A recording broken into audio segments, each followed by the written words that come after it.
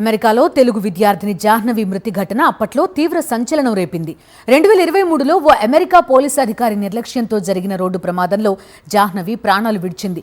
సరిగ్గా 3 ఏళ్ల తర్వాత ఇప్పుడు జాహ్నవి కుటుంబానికి భారీ పరిహారం ప్రకటించింది సియాటిల్ ప్రభుత్వం. జాహ్నవి కుటుంబానికి న్యాయం జరిగినట్టేనా? అమెరికా అధికారులు ఏమంటున్నారు? అమెరికాలో తెలుగు విద్యార్థిని జాహ్నవి కందుల మృతి చెందిన కేసులో కీలక పరిణామం జరిగింది.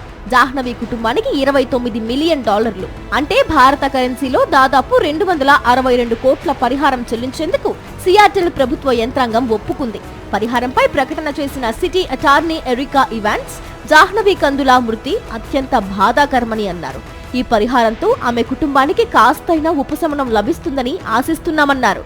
ఈ కేసులో పరిహార ఒప్పందం కోసం ఇరు పక్షాలు గత వారం కోర్టులో దరఖాస్తు చేసుకున్నాయి. ఆంధ్రప్రదేశ్లోని కర్నూలు జిల్లాకు చెందిన జాహ్నవి ఉన్నత చదువుల కోసం 2021లో అమెరికా వెళ్లారు. సౌత్ లేక్ యూనియన్లోని నార్త్ ఈస్టర్న్ యూనివర్సిటీలో మాస్టర్స్ డిగ్రీలో చేరారు.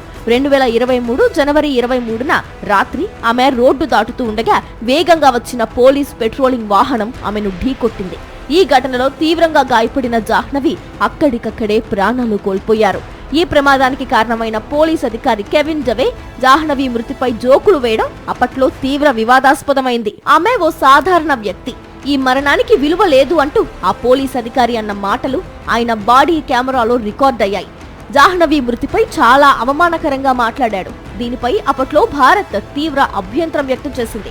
కెవిన్ తీరుపై అమెరికాలోనూ విమర్శలు రావడంతో అతన్ని విధుల నుంచి తొలగించారు. ప్రమాదం జరిగిన ప్రాంతంలో 40 కిలోమీటర్ల మించి వేగంతో నడపొద్దు అనే రూల్ ఉంది.